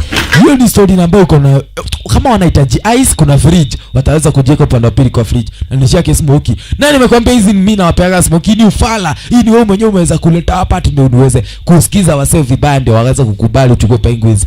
Sikupatie ma penguins. Ni wewe kwa kuika kawaida. Yeah, but mimi mwenyewe napea hawa mapenguins chenye ambacho wanahitaji. Uko na uhakika unawapea chenye ambacho wanahitaji? what they need. I am giving them exactly. Yes, I'm giving them exactly what they need. Giving them love. Love. Ate unapea ndege mapenzi. Ushaondoa Children. That is nonsense. They're animals. Hawa ni wanyama. Na wao wenyewe wanahitaji mapenzi, wanahitaji chakula, wanahitaji yani eyes na wanahitaji mambo zingine. Na hata wanahitaji kukuliwa na hwera. Wewe acha kusema hivyo tu. Wacha tuone nani na ambaye atapendwa. Mwenye ambaye ako na samaki ama wewe mwenyewe ako na mapenzi. Wote waliweza kumwendea Mr. Jones mwanzo hadi captain. Traitors. Nyinyi wenyewe ni wasaliti wabaya zo. Popper. These penguins can only survive. Papa, acha tu nikwambie ukweli. Hawa mandege wanahitaji place na mama wanajua chenye ambacho wanakifanya.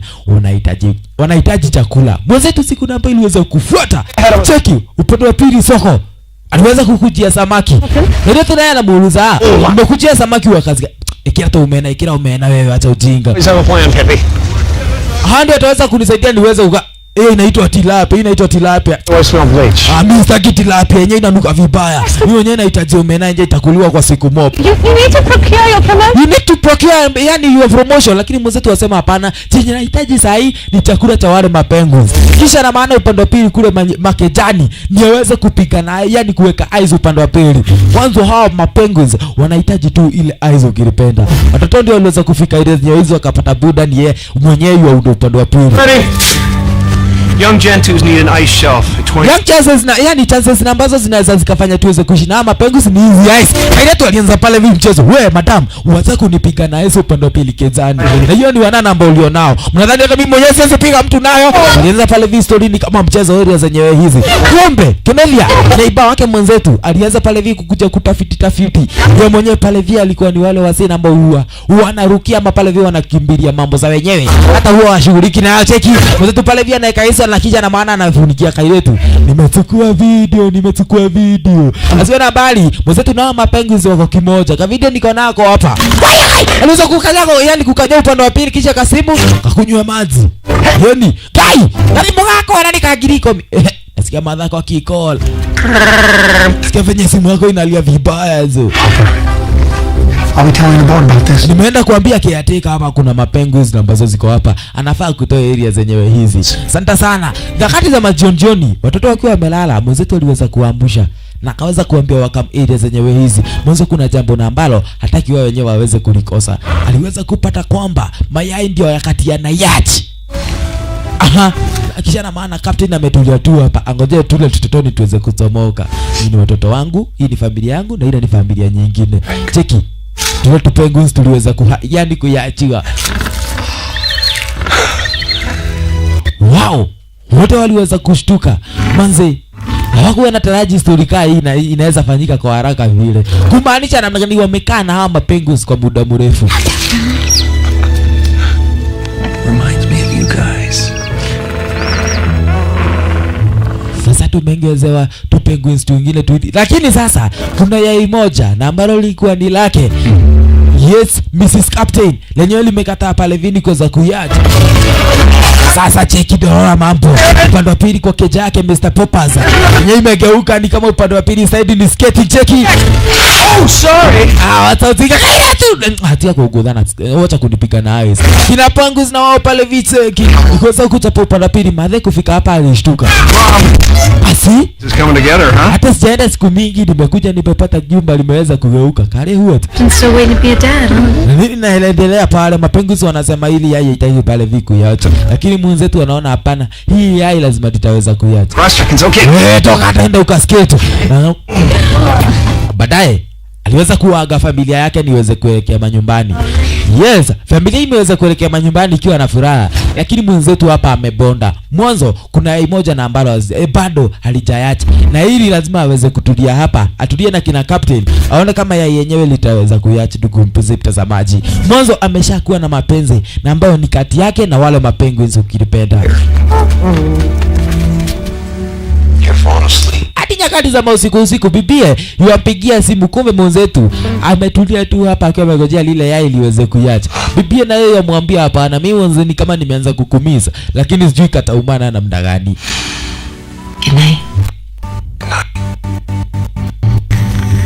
Cheki hadi aliweza kuwa analala pale kwa lile yai atriza niweze pale vikuona yani aweze kuona kama litaweza kuyacha. Asubuhi na mapema aliweza kusikia mlango wake ukibishwa. Kufungua akapata ni kina Franklin.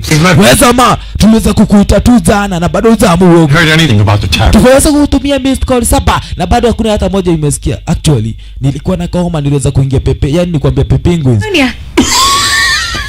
Kitu kaa hiyo lakini kina Franklin waliweza kuingia hapa. Kufika hapa waliweza kupata mapengo. Asi? Fired up the old Zamboni. Yani ni kama tuko upande wa pili side ni Zambondia. Wednesday. Cheki mwenzetu ni kuzua mali. Yani ni kuondoa mauaro kisha na maana kukaa testing. Gone insane. I've seen this before. You are all insane. Jamaa mwenyewe unaonekana kama umeweza kuwa chizi. Popper. The tavern. Oh, the tavern.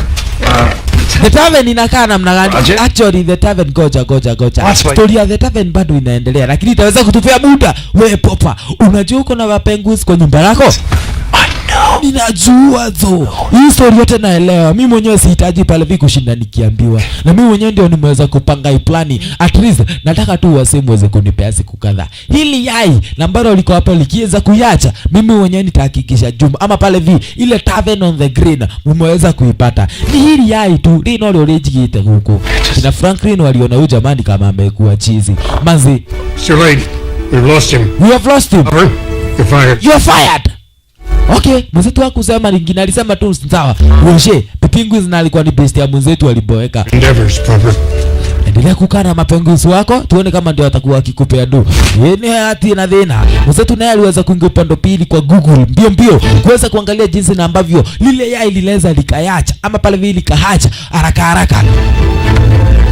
Aliweza kusema mambo mawili matatu. Hauja pale hivi kuweka lile yai upande wa pili kule nje. President mama anaona kama litaweza kuyacha. At least atulie area zenyewe hizi. Nikiweza kufaulu kuyacha itakuwa ni story nyingine ndugu mpenzi mtazamaji. Aliweza kutulia area zenyewe hizo hadi nyakati za majioni. Jioni jamaa yalala hapa. Akiwa amegojea lile yai liweze kuhacha. Cheki. Hadi breakfast anaipata tu akiwa hapa. Akiwa ametegea lile yai liweze kuacha. Ilifika hadi wakati akaona sasa maybe ni aweze kutafuta usaidizi. Cheki hadi anataka pale vile kuweza kulipea yeye ni kuipasha joto, lakini ya ile yenyewe halitaki kuhacha hapo kilipeta. Cheki koyorerero ihora hacha haraka jo, lakini ya ile yenyewe halitaki. Mwenzetu aliboeka. Ai manzi, hii ni story gani na ambayo mimi mwenyewe naifanya man? Aliweza hadi kumuita, yani nilikwambia aliweza kuona ni vizuri aweze kutafuta usaidizi. Aliweza kumuita Poppers ama pale vile aliweza kumuita Johnny. Yeye mwenyewe alikuwa na uwezo ama pale vile alikuwa ni expert kwa mambo ya wanyama. Kufika hapa ili yai aliweza likahacha. Mzetu alibonda zo. Na nimepoteza job juu ili yai peke yake. One wana. Johnny aliweza kupata chance poa sana ya kuweza kumwambia mwenzetu aweze kumpatia wale mapenguins. I tried to warn you, Mr. Popper. Sasa ni wakati mzuri niweze kuwachukua mapenguins. Niende na wao hadi upande wa pili kule kwa zoo. Prince na mama nitaweza kuangalia vizuri zaidi brother. Unacheki namna gani? Unaonaje hapo? Haina noma. Wewe chukue tu uende na wao. Zoni alienzo ivanze. Manzi sasa hizi ni pesa na ambazo nitaanza kuzihesabu jo. Hao mapenguins yeye mwenyewe alikuwa na nia ya kuweza kuwauza jo.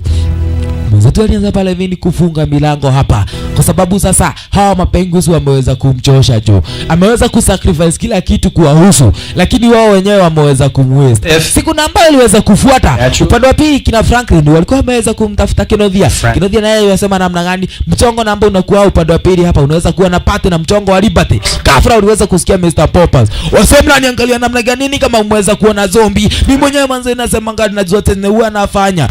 Hakikisha ile mystical ama zile simu zote ambazo zimeweza kupigiwa umeniambia ni nani na nani. Hakikisha na maana hapa ni press poa yake Mr. Mia kuweza kuangalia mtaa wapi. Mimi nafanya hapa nimeamua kuweza kuwarudisha wera. Umeamua kuturudisha wera na sisi wenyewe ndio tuliweza kukufuta job. Let me bring you up to speed. I've been playing hardball with Van Gundy. Told her $100 million. Suggested to make her life. Ni mwota kuikara weka huko. Pipi, Penguins. Aliweza kufika hapa, akaweza kupata pale hivi mwenzetu ashafika inadi. Excuse us. Mnaweza mkatu excuse. Mwenzetu kabiri ni ameweza kuchoma gai. Papa amerudi. Wazewera ni wachokerelia. Jesse. Pala pili majioni.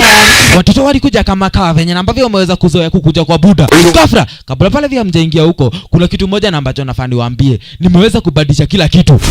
Wacha pale vya watoto waweze kuingia hapa. Wako wapi mapenguins? Where are the penguins?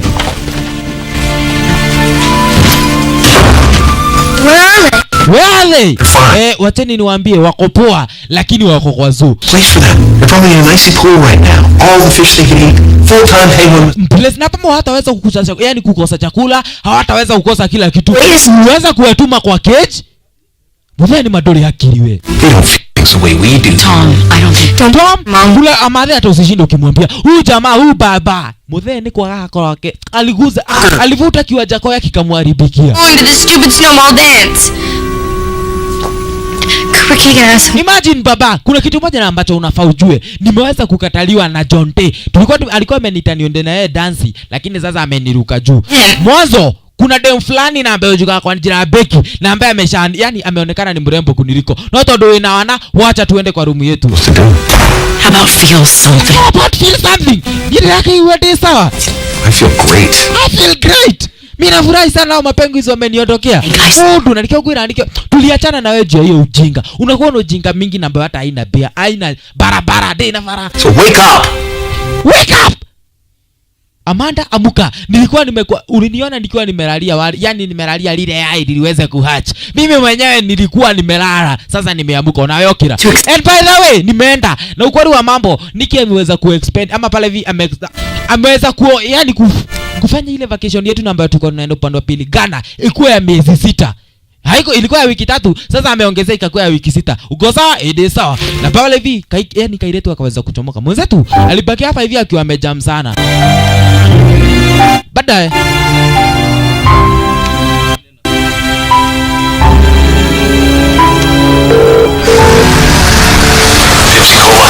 Mr. Popper, we're pulling up presently. Okay.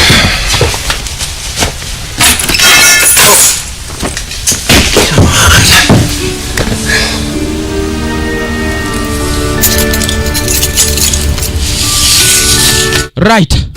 Mwenzetu wakiwa upande wa pili Kejani.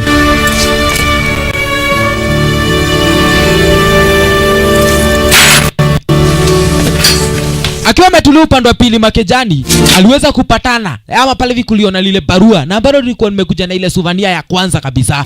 Na kuweza kuicheki aliweza kupata ni barua na ambayo ilikuwa ni ya budake. Na yenyewe pale hivi ilikuwa ni simple sana. Ilikuwa inasema namna gani? Kuna kitu na ambacho budake aliweza kukipata. Wale mapenguins. Na ukweli wa mambo, wale mapenguins wakiweza kukupenda, hawezi wakatoka kwa njia yako. Watakuwa wanakufuata kila mahali ambapo unaenda. Kwa hivyo kama kuna kitu moja na ambacho unaweza kufanya kijanangu, ni uweze kuhakikisha umependana na watoto wako ama uweza kuwatafutia chenye na ambacho kitaweza kuwa bamba zaidi. Na ukipata chenye na ambacho kitaweza kuwafurahisha, hakikisha hautakipoteza. Mzito alisikia kama hivi ameweza kuguzwa. Mwanzo wale yani wale watoto wake walikuwa na bambo la kitu moja tu, wale mapenguins. Asante sana. Hivi sasa wanaelekea kwa ule mkutano wake Mrs. Harris. Watoto wanasema hapana, hatuendi kwa hiyo mkutano. Mzito aliweza kuingia akamwambia namna gani? Hatuendi kwa mkutano wa Mrs. Harris. Totoradiko. Zoo? What? We're getting our penguins. We are getting our penguins back. Wabe wanze buda umeanza kuongea ufu. Yaani umeweza kuongea ukweli. Mrs. Harris naye akiwa upande wa pili kwa ile hoteli yake jikana kwa The Greens. Yet kama kawa yani amezoea mwenzetu kazi yake ni kuweza kuchelewa. Who? Cooper freaking Keegan. For Dad. Sweetie, you gotta put your heart there. And it might get broken, but that's how you know you have one. Wow, wasikia namna gani? Mwenzetu sasa yu amwambia Kairetu wake aweze kumpigia yule jamaa kwa jia Jonte. Aweze kumwambia kwamba wanafaa warudiane. Lakini Kairetu walimwambia hapana, hampendi Jonte, lakini wewe kuna mtu unafaa upigie simu. Mom. Oh, pigia mom. Na umwambie pale via aache kuenda hiyo safari na ambayo yoenda ati ya miezi 6. Mwenzetu aliona haina noma. Wacha hata mimi basi niweze kumpigia Tristan niweze kujua cheki na umana. Aliweza kukoroga mtambo. Leo yompigia bibi Amanda. Amanda naye alikuwa upande wa pili flyover akielekea upande wa pili Jomo Kenyatta airport. Siweza kuona simu ya binti yake. Nikiambia ile tu dada, unataka nini binti yangu? Hapana, sio binti yako, ni mimi Amanda. Na kuna kitu moja na ambacho nafaa nikuambie. Nasikia kwamba wewe mwenyewe unataka kwenda. Yaani uliniambia unataka kwenda upande wa pili side ni Ghana kwa mkutano ama pale viko vacation. Mkiwa na huyo mjinga kwa jia Nikki. Tafadhali, haufai kwenda mwanzo huo mkutano ama pale hiyo vacation itaweza kugeuka ikuwe friendship. Mara nisikie mmeweza kuona na Nikki na mimi mwenyewe na kuweza kukuhitaji na kuomba tu uweze kurudi manyumbani. Wewe ni bibi yangu na nakupenda zaidi. Hii hadi watoto wanasikia manzi buda anaweza rusha vibes. Ajale keshi ndio ndio weka. Wazi wacha tusikie. This time, Papa. Okay, unataka kunipeleka date wapi? Planning to tear down? No. Actually, hakuna mahali, hakuna hoteli na kupeleka kwa date. Sisi wenyewe na watoto tunaenda upande wa pili kwa zoo kuwaendea mapenguins. Hebu dogo vigane wika. Goja. Nikki.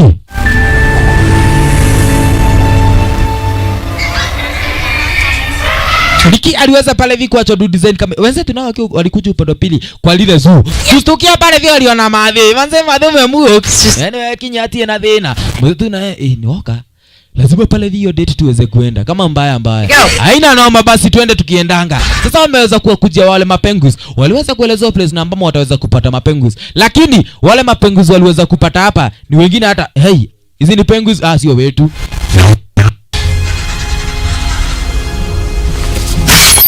Where are my penguins? I'm gonna call you back. Aliweza kumkujia mjinga hapa. Where are my penguins? Penguins wangu wako wapi? Why aren't they out there? Because Bona siwaoni huko nje kwa sababu hao ni wanyama na already nishawauza. a Komodo dragon or a Bengal tiger.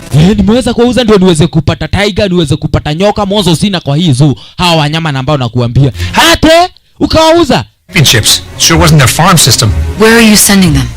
Unawatuma wapi? Ama pale hivi unawatuma wapi? Wawili tunawatuma Switzerland, wengine tunawatuma India, wengine tunawatuma Mumbai, ama pale hivi tunawatuma Dubai, na wengine tutawatuma upande wa pili side ni Paris. What about the American eagle? Is that just a bird? Ni bird? Unasema pale hivi mapengo hizi ni manyuni tu. Ishi inaona nyoni. Hata hiyo ni nyoni banze. Can they just see them? My family is torn. Unaweza pale hivi waruhusu watoto wangu waweze kuona wale wanyama at least mara moja ya mwisho. Haki ya nani buda? Manzetu waruhusu pale vitu waweze kuona mapengo. Alisiwezi nikawaruhusu muweze kuona wale mapengo. Neki, unataka kama wana Neki? Sure.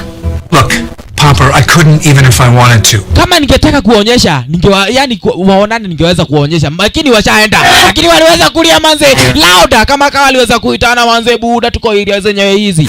Wote wakaweza kufunguliwa plus watoto. Shokai. Good job. Uweza kufanya poa. Kujinga naye aliweza kuingia upande wa pili kwa ile cage ama kwa ile fridge. Waweza kuchukua samaki wawili. Wazee, mnafahamu waweza kumwokutu hivi. Kujani mrudi kwa cage yenu. Sasa aliona hapana. Not this time. Akaweza kumfungia mjinga upande wa pili. Anawahi huruoni kahe ho. Kisha na maana akaweza kuchomoka kufika hapa. Wakaweza pale hivi kupata mabarakoa. Na lazima waweze kupata kuchomoka na plan moja muenda. Wazi. Waliweza kuvalia wote mabarakoa. Mjinga nani wakati anakuja kufungulia upande wa pili. Motuku so long. Nini imefanya ukuje upole pole hivyo? Look like hawa sasa wanakaa namna gani? Hawa wasi ni wenye wamechukua penguin wote wanane na mododo yake. Mnaniuliza endeni mkawatafute mbio. Mzito nao ni upande wa pili. Sasa wametomoka na plani moja muenda. Cheki, mzito ameinamisha kitambulisho. Kisha na maana anasema namna gani? Hawa nyuni wako na corona manze. Mnafahamu uweze kuondoka mbio. Cheki wase venye wanachomoka area zenyewe hizi.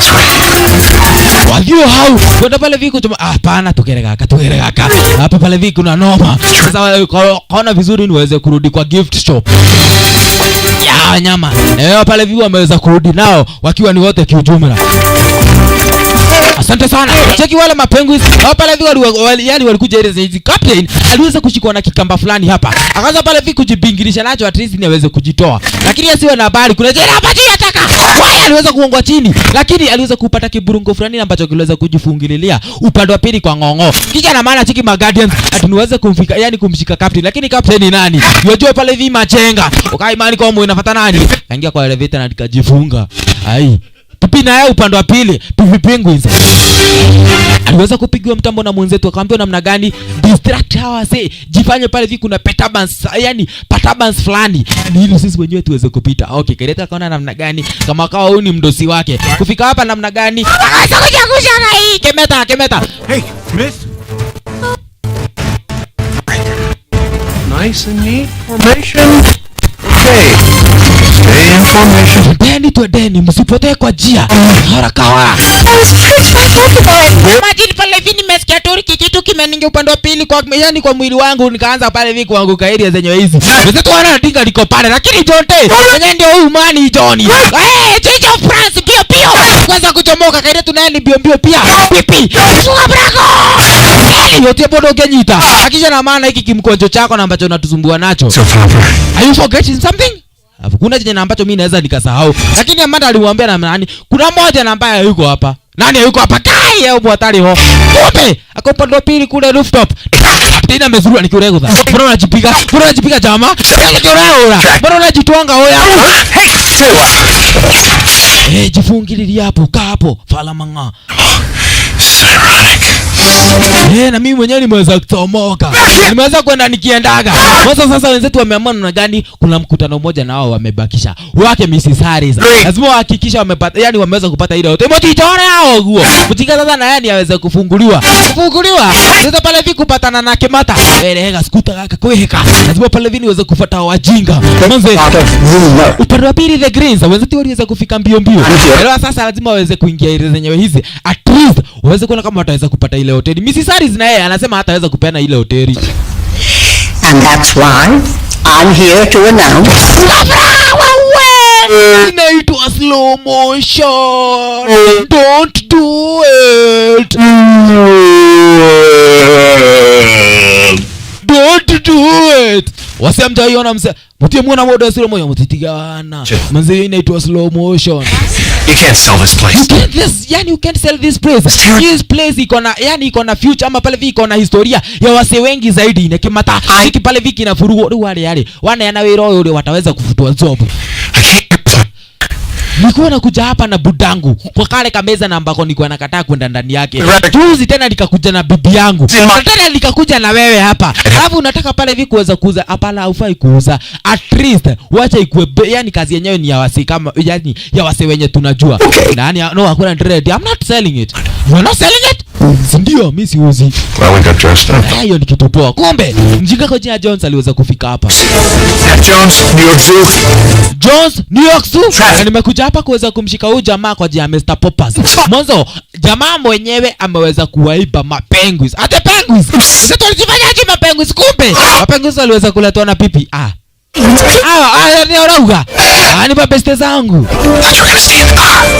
What you could stay in the car? Hapana, wamezusha. Wakasema lazima wakuja waone mdosi wao. Creatures locked away in his apartment. Huyo jamaa ameweza kuwafungilia wanyama kwa apartment yake. Na hiyo pale vini against their nature. Acha, ni ya ile muonete. Ni kuna wakati niliona wa mapenguins wakiweza kumfuata mbio mbio. Yeye mwenyewe hakuna chochote na ambacho huo yuwaambia. Slow gain. Yes. The kind no amount of money can buy. Oh, for Pete's sake. Mr. Popper and his equally crazy family believe that these penguins love him. They are Mr. Poppers, ama Mr. Popper. Na yani na familia yake wase wajinga wanadhani hawa yani mapenguins wanawapenda. Lakini hawa mapenguins wanapenda samaki. Mwenzetu walimwambia toa. Akona samaki. Horai. Tulieni, mimi mbuyu. Najua chenye mimi yani chenye mimi mwenyewe nafanya. Mapenguins kuona samaki kama kawa huwa wanakimbilia ile samaki mbio. Cheki iko ye pipi na yeye ametulia. Wewe jeshi nina huko. Ni buda ama ni samaki? Oya kama kukula ni kukula. Tunaenda tukadishi lakini captain. That's right. That's right. Kujeni lakini captain anaona namna gani? Manze yule ni buda boss. Nina huko. Pio! Kaenda mwenzetu. Manze tumeshinda hiyo game. Hiyo game tumeshinda manze. Ndio mraia ukaanza kupiga makofi. That doesn't prove anything. Hawa sewa kamato. Kwa sababu ya nini? Tushikwa kwa sababu mapenguins wametukubali. Hiyo ni ufala namba uko nao brother. Mapenguins ni wangu. Mapenguins ni makofi. Mapenguins ni wangu manze. Ona ni dues no de tuwe samido kweka. He's breaking the law. Ujamaa na break law. Na nitaweza spisi hakuna law naona akiharibu. Mimi mwenyewe nitaweza kukol karao. Nitaweza hadi kukormea. Hapana, Misari akasema hapana, wacha mimi mwenyewe nikukolie huyo Mia. Michael? Mr. Mia, kuna jamaa fulani na ambaye unisumbua hapa. Wewe ukaenda ukakuja mabusu. Wewe ukuja ukakula ugali bila nyeni. Yobio pale hivi mjinga aliweza kunyakwa. Mwanzo aliweza kugundua huyu jamaa alikuwa na upuzi namba alikuwa huyofanya. Pipi na yeye aliweza kufuata boy fulani manze. Mimi naitwa Pipi. Mimi naitwa Eriko. Kama kawa. Mimi pale vini best ya Sam. Okay, haina noma. Tunawaka na namna gani? Hapa tumeweza kubahatika na mapenguins. Hii yana maana kuna story na ambayo Miss Harris alikuwa amebakisha hapa. Congratulations. Kwa nini? Fern is yours. Hii park ni yako. Ate? Kare huo. I never forget a name. Singeweza kusahau yule kijana na ambaye alikuwa nawe kuja alaka pale wakiwa na budake. Ukaamua ikanadhogua hali yako ekiheo. Na wewe mwenyewe ndio nimeona tu potential wa kuweza kushika hili jumba. When do we break ground on the new building? Unataka tuanze kuunda hili majumba siku gani hapa? Hakuna nyumba tunaunda. Nyumba ama pale hii estate ni yangu. Nyinyi Mr. Franklin na Kabade muweze kwenda mkiendaka. Na baadaye baada ya wiki place yenyewe iliweza kufanywa yani renovation nyingine muenda. Sasa mwenzetu na yeye aliweza kukama hapa Tavern on the Green. Na ndio ilikuwa ijujuika yani ile estate ilikuwa inajikada design kama ile ukilipenda. Cheki pipi manze ameweza kujinyakia Eriko manze. Motirio. Badi! Manze pale vile namna gani Mrs. Harris na yana namna gani imeweza kungukia mtu wenyewe. Mr. Franklin mani mweshajo. Mwenzetu na akaona namna gani sasa leo itabidi tu ameweza kupelekwa kwa lile meza na ambalo alikuwa analiogopa zaidi. Ile meza na ambalo alikuwa anakuja na budake. Bani kudhakara. Wote wakaanza kujichupu pande wa pili kule juu ya viti. Thank you. Dad. Buda, asante sana kwa history yote manzo umeweza kufanya juu yetu. I'm just a mastermind. So, actually, kuna kitu na ambacho imeweza kunifanya niwalete hapa. Mwanzo kuna story na ambayo nataka kuambia. We're on a trip. Very far away. Kuna trip na ambayo nataka kuwapeleka, yani kwenda. Na yenyewe iko mbali zaidi. Na ninaona kama nitakaa kwa miezi kadhaa. Na ninataka mkuje na mimi. What? Wacha tutakuwa mbuda. Madhina kasa mama gani? Hope ni place yenye iko na joto. No akora turathi kodo gwela rugari. Tunaenda kwa Njeve. Njeve na sio mchezo. Chiki place number moja uweza kujipata. Sasa wameamua ni story moja tu. Kuweza kuwaleta wale mapenguins kwa familia zao. Mwanzo hata wale mapenguins wanafaa familia. Cheki. Mapenguins wako wamefuatana manze. Kapteni akiwa ameongoza. Tunadi tukienda ngoma manze ndio ile mbogi yetu. Mwenzetu sasa ameweza kuambulia mapenguins. Kuna wakati na ambapo wataweza kuteseka tena. Mweza kufika upande wa pili side ni Atlantis. Ukiripenda. Wow. Cheki mapenguins wasibu tiare para jeshi. Tumeona pale viwa kina shosho na kina gukaida zenye hizi. Ina. Cheki pale vi captain. Tumeenda pale vi kwa raki wenzake. Cheki. Azanzanzaza. Kina sama nze. Ewa samu wako. Lorete. Ni sawa lakini kapteni aliweza kudham. Yaani aliweza kujitoa. Akaenda upande wa pili kule Lutikano na akaweza kusimama. Ushika yetu ndiye aliweza kuona pana. Mudhe. Kapteni hataki kukaa hapa. Kapteni anaonekana amejam na area hizi. Sitoriona hakuna noma manzi. Wacha bali zeni aweze kuongea na huyu kapteni. Testa aweze kujua nini ambacho kinaendelea. Kapteni, nini shida Tehera? Wow! Kapteni ameweza kutaka yai. Haya, tokuwa naenda wika huko rume na itubea kule kagia. Wow, ni hega. Sasa tumeonekana vacation yetu itakuwa ikikuwa, yani itakuwa baada ya siku kadhaa tunakuwa. Baada ya siku zingine kadhaa tunamwok tu hivi. Ni huo gadudha kakoni kariubukaga. Yeah, kitu kayo buda, lazima tukue tukimoku ku vacation. Kediga komera ni gwa gatutugike, yani gaturike. Ikwenda uri mucio mwena hu. The coolest gift I ever got. See you soon. See you soon, Captain.